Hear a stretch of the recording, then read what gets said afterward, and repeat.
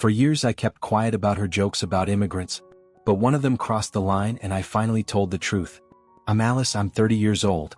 7 years ago, I packed everything I could fit into 2 suitcases, kissed my mother goodbye at the Chicago train station, and boarded a flight to the United Kingdom with nothing but a return ticket I never intended to use and a folder of documents proving my dual citizenship. My father, a soft-spoken British immigrant with a love for English poetry and bitter tea, had passed away when I was 15, but the door he left open with his passport gave me the escape I didn't even realize I was craving. My mother, on the other hand, was born in a country she rarely speaks of, a country she fled in her 20s with only the clothes on her back and a scar across her left arm she still won't explain. She came to the United States under political asylum, built a life from scratch, married my father, raised me in a 2-bedroom apartment on the edge of the South Side, and spent her nights translating medical documents for a community clinic that served people like her, displaced, disoriented, trying to heal in a language that didn't belong to them. She never talked much about her past. Whenever I asked, she would simply say, "There are things you survive, not retell." I learned not to push. Growing up, our home was a quiet one. My mother moved like someone always expecting a knock on the door, always listening for sounds other people had learned to ignore. She never allowed herself to truly relax, and in many ways neither did I. I inherited her caution, her instinct to scan a room before entering, to memorize exits, to smile carefully. But I also inherited my father's restlessness, his longing for something beyond the borders of what we knew. After college, that restlessness grew unbearable. I felt like I was living in a life that had already been decided for me, and I needed to rewrite it somewhere else. So I left. I used my father's papers to claim the second half of my identity, the one with accents and rainy streets and old bookstores, and moved to London with nothing but a few job leads and a head full of uncertainty. I told my mother I'd be back for Christmas. I didn't go home that year, or the next, and somehow 7 years passed. Before moving to the United Kingdom, I spent several years living across Asia and the Middle East, working as an English teacher in neighborhoods most tourists never saw, places where the walls were cracked but the children's laughter still echoed like sunlight through broken glass. I taught in schools with no air conditioning, where the power would cut out mid-lesson and we'd finish grammar drills by candlelight or under the shade of a tree. I saw beauty that broke my heart. A little boy in Bangladesh who gave me the only piece of candy he had, a group of girls in Jordan who practiced their English by writing me secret letters, children who clung to hope even when their surroundings offered them so little. But I also saw danger, and not the kind that makes headlines. I saw what it meant to live in places where your safety depended on who you spoke to, what you wore, which street you took home. I had to learn how to blend in, how to be invisible, how to step over the violence that sometimes pulsed beneath the surface. There were nights I didn't sleep, mornings I left apartments through the back door, afternoons I stood between 2 arguing men outside a classroom and wondered if this was the moment something would go terribly wrong. And still, I stayed. For 5 years I stayed, because there was something sacred about being part of something so honest and raw, even if it came with risk.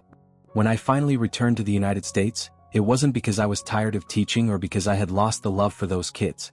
It was because I had changed, deeply and permanently, and I no longer fit inside the life I had left behind. I started over in Seattle, a city that felt just distant enough from Chicago to give me space but familiar enough not to feel like exile. I rented a tiny studio apartment with fogged-up windows and a view of the Sound, found work at an international school, and tried to figure out who I was now that I wasn't a foreigner anymore, but no longer felt entirely like a local either. My beginning here was lonely in a way that felt bone-deep, the kind of loneliness that doesn't hit you all at once but seeps in slowly like cold rain through thin shoes. I arrived in London with 2 suitcases and a backpack, each filled more with hopes than anything truly practical, and the first few weeks felt like I was floating through someone else's life, trying to catch my breath in a place that didn't quite know what to do with me. I took whatever work I could find, waitressing in a noisy cafe where the manager yelled constantly but let me take leftover pastries home, selling scarves in a boutique where no one ever made eye contact with the staff, even walking pampered dogs through upscale neighborhoods for owners who spoke to me like I was part of the sidewalk. Every night, I came home to a room the size of a closet, the walls scuffed and the radiator unreliable, and I'd sit on the edge of the mattress trying not to cry, telling myself it would get better, that this was just the price of starting over. I didn't know anyone. I didn't have a routine. I didn't feel like I belonged anywhere. But I kept moving, job to job, block to block, because the only thing worse than the loneliness was the idea of giving up and going back. I told myself that I hadn't crossed oceans, hadn't uprooted my life, just to fail quietly. So I kept waking up. I kept working. I kept learning the city street by street, face by face, until eventually the unfamiliar corners started to feel a little bit like mine. I met Sam through my friends on one of those rare nights when I actually said yes to a party, the kind of evening that starts with low expectations and ends up changing your life in ways you never saw coming. He was there with a few of his own friends, leaning against a kitchen counter, tall and a little awkward in the most endearing way, trying to tell a story that kept getting derailed by his own laughter and the occasional interruption from a very enthusiastic Labrador someone had inexplicably brought to the party. His humor was sharp but unpolished, like he hadn't quite figured out how to deliver a punchline but knew exactly what made people smile. I noticed him before he noticed me, mostly because he kept knocking over plastic cups with his elbows and muttering apologies under his breath, but when he finally did turn and catch my eye, he gave me the kind of crooked grin that made me laugh before he even said anything.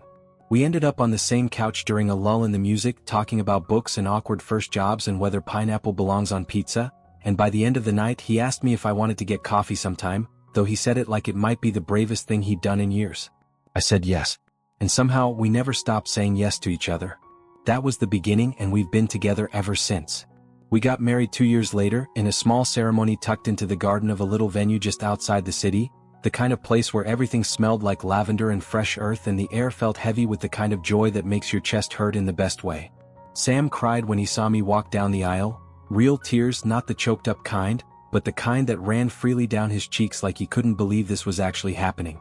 I wasn't much better. My hands shook when I read my vows and I had to start over twice, but no one cared.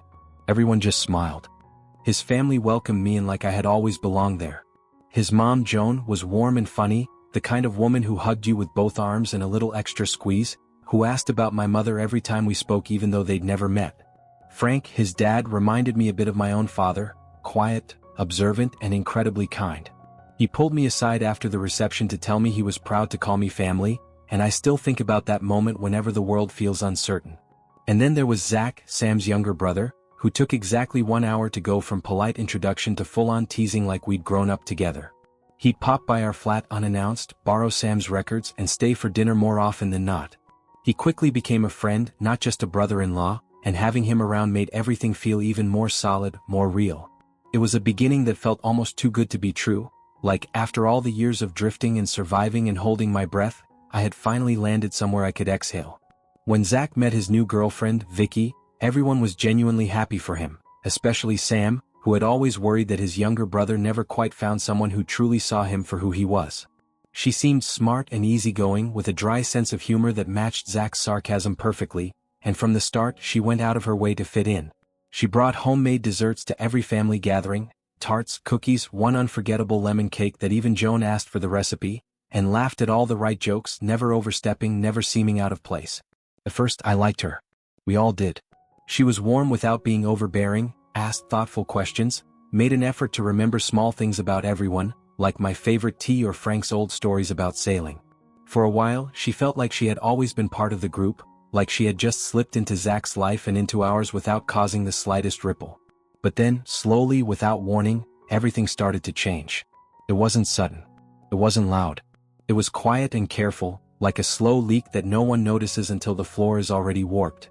She started making small comments, about people's choices, their routines, their stories, just a little too sharp, a little too knowing.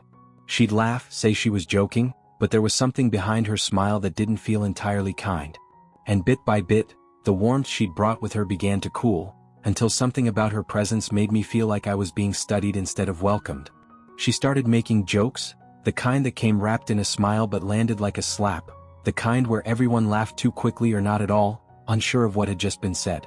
One of the first came during a casual dinner at Zach's apartment, when Vicky looked at me and said, "You're pretty, for a Latin."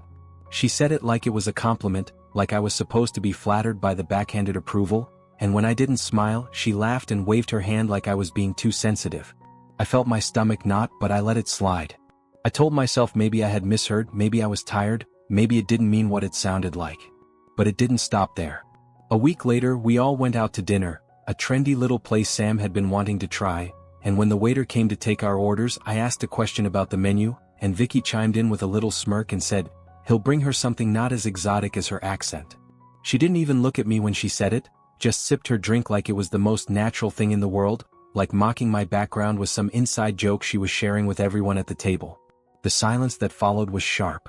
I saw Zach glance at her, confused but not enough to speak up, and Sam reached under the table and gave my hand a squeeze, but no one said anything to her. And in that moment, I realized I was alone at that table in a way that had nothing to do with physical space. Once during dinner, as we sat around Joan and Frank's dining table passing around dishes and trading stories about work and weekend plans, Vicky leaned back in her chair with a glass of wine in hand and said, "It's a good thing you're not Indian, they're all dirty." The room froze. The clatter of silverware against plates stopped mid-motion, and for a few seconds, the only sound was the low hum of the dishwasher in the background. No one knew how to react. Joan's eyes widened, Frank looked down at his plate, and Zach gave a nervous laugh like maybe, just maybe, she hadn't meant it the way it sounded, but the silence said everything. I was stunned, too stunned to speak, my mind trying to catch up with the sheer ignorance and venom of what had just come out of her mouth. I looked at Sam, who was staring at her with a mixture of disbelief and growing anger, but he didn't say anything either, and neither did I. I wanted to tear through the discomfort and demand she explain herself, ask her what made her think she could say something so vile and still sit at that table like she belonged there. But instead, I sat in silence, my appetite gone, my heart pounding in my chest, trying to pretend I hadn't just watched someone draw a thick, hateful line through the room and dare us all to step over it.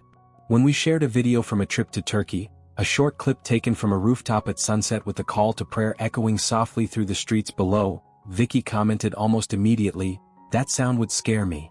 It was like a punch in the gut, so sudden and careless that I had to reread it twice to make sure I hadn't misunderstood. There was nothing aggressive in her tone, just that same bland ignorance disguised as honesty, the kind people use when they don't realize, or don't care, how much harm they're doing. My chest tightened, not just because of what she said, but because she said it so casually, so dismissively, as if something sacred to millions of people could be reduced to background noise that made her uncomfortable.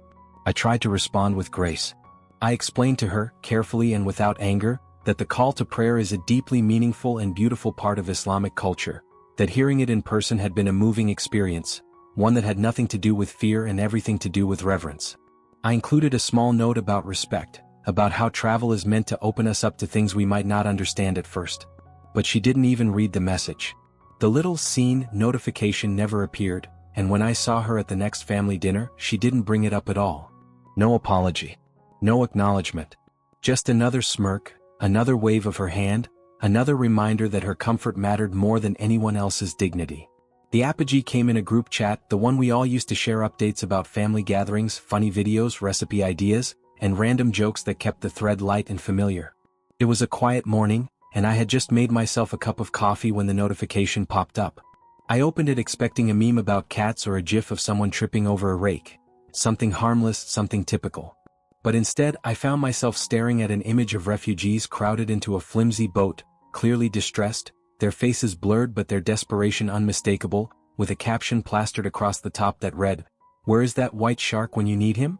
I almost dropped my coffee cup right there on the kitchen floor. My hands went cold. For a moment, I couldn't even comprehend what I was looking at, couldn't believe someone I had eaten meals with, someone who had smiled across from me at family birthdays and holidays, could share something so casually cruel, so openly dehumanizing. It wasn't just tasteless, it was monstrous. And it was sent without a hint of irony, without even the self-awareness to preface it with a "too far" or a nervous emoji. Just posted like it was funny. Like suffering was punchline material. I stared at it, hoping someone else would say something, hoping someone, Sam, Joan, Zach, would speak up and shut it down. But the thread went silent. No one laughed, but no one objected either. I sat there shaking, nauseated, filled with a sick kind of fury I didn't know how to contain. That moment, more than any cruel joke or backhanded comment, showed me exactly who Vicky was. And worse, it showed me who everyone else was willing to be when she showed them. I couldn't stand it any longer and wrote to her directly, my fingers trembling slightly as I typed the message, but my words were clear and measured. I didn't resort to swearing or name-calling, though part of me wanted to scream. Instead, I laid it out plainly and unapologetically, how her so-called jokes were not just tasteless, but rooted in racism and ignorance, how they had created an atmosphere that was no longer safe or welcoming, how her meme about the refugees wasn't just offensive, it was inhumane, and how silence in the face of that kind of cruelty makes everyone complicit. I told her that while I had tolerated her comments before out of politeness or discomfort or sheer disbelief, I wouldn't do it anymore, and that if she wanted to be part of this family, she needed to understand that decency wasn't optional. Her response came a few hours later, and it was everything I had expected and nothing I had hoped for. A handful of short sentences. A string of, "I'm sorry," typed without any real feeling. And then the final line, "I didn't mean to offend you personally." No acknowledgement of what she'd said. No effort to understand why it was wrong. No sign that she had listened to anything I wrote. Just a vague, detached dismissal, as if my pain was incidental, as if her cruelty had simply landed in the wrong inbox by accident. It was a non-apology, a way to avoid accountability without admitting fault, and it left me with an even deeper certainty that she had never been joking at all. I said, "I accept your apology," because I did. Not because it was enough or because I believed she truly understood the weight of what she had done, but because I wanted to close that door with dignity. I wasn't going to drag it out or let it fester into something even uglier. I was clear in my message that while I accepted her apology, I wouldn't pretend everything was fine or sweep it under the rug just to keep the peace. I thought that was fair. I thought that would be the end of it. But of course it wasn't. Instead of taking accountability, Vicky began to recast the entire situation. She started telling Zach that she felt attacked, that I had overreacted, that I had made her feel unwelcome and judged, twisting my calm but firm message into some kind of personal vendetta. And Zach, caught in the middle and completely unequipped to handle any sort of emotional nuance, took the bait. He went straight to his parents, upset and confused, telling them that Vicky was really hurt and felt ganged up on, even though no one had said a word to her except me, and even then I had done so privately with restraint. Within days the story had shifted completely. Vicky wasn't the one who had joked about ethnic stereotypes or dehumanized refugees. She was now the poor girlfriend who had been misunderstood and unfairly singled out. Her tears washed away the details, and suddenly she was the one everyone was worried about. It was as if her discomfort mattered more than the harm she had caused, more than the silence I'd sat through, more than the culture she had mocked so freely. And I watched it happen like a script I'd seen too many times before, knowing exactly where it was headed and feeling more alone than ever. At the family dinner, she sat silently, eyes downcast, shoulders hunched just enough to look fragile without actually being uncomfortable, sighing now and then as if the weight of the world, or perhaps just the consequences of her own actions, was too much to bear. She barely touched her food, poking at her plate like she was performing sorrow rather than feeling it, her face set in a carefully curated sadness meant to elicit sympathy. I, on the other hand, was polite but cold. I said hello when I arrived, nodded when spoken to, and kept my tone even, my words brief. I didn't raise my voice or roll my eyes, didn't make a scene or force a smile. I simply refused to play along. And everyone noticed. The air was heavy with the kind of tension that no one wanted to name. Joan kept glancing between us, her hands fidgeting with her napkin, while Frank tried to steer the conversation into neutral territory, asking about weather patterns and book recommendations like that would somehow neutralize the unease. Sam sat beside me, tense but quiet, fully aware of the crack running down the center of the table. Zach looked torn, shooting Vicky concerned glances and then quickly looking away, as if hoping someone else would fix what had been broken. No one said anything outright, but the silence said enough. This dinner wasn't about food or family anymore. It was about pretending not to see what was clearly unraveling right in front of them. After dinner, while the others cleared dishes and made small talk in the living room, my mother-in-law pulled me aside with the same tight smile she always wore when she was about to say something sharp wrapped in civility. She waited until no one was paying attention, then leaned in and said, in a tone that was low but unmistakably scolding, that I had spoiled the atmosphere. Her words were clipped, her eyes narrowing just enough to make it clear this wasn't a conversation. It was a reprimand. She told me that I was holding a grudge over a stupid joke, and that family dinners were supposed to be peaceful, not filled with silent tension that made everyone uncomfortable. I stood there, stunned not by her words, because deep down I had expected something like this, but by how completely she had erased everything that had led to this moment. As if Vicky's stream of offensive comments, her racism, her tone-deaf cruelty, and her refusal to take genuine responsibility had all vanished into thin air, replaced by a single false narrative where I was the one who couldn't move on. Everyone, it seemed, had conveniently forgotten how it all started. No one was talking about the meme or the slurs or the culture she mocked.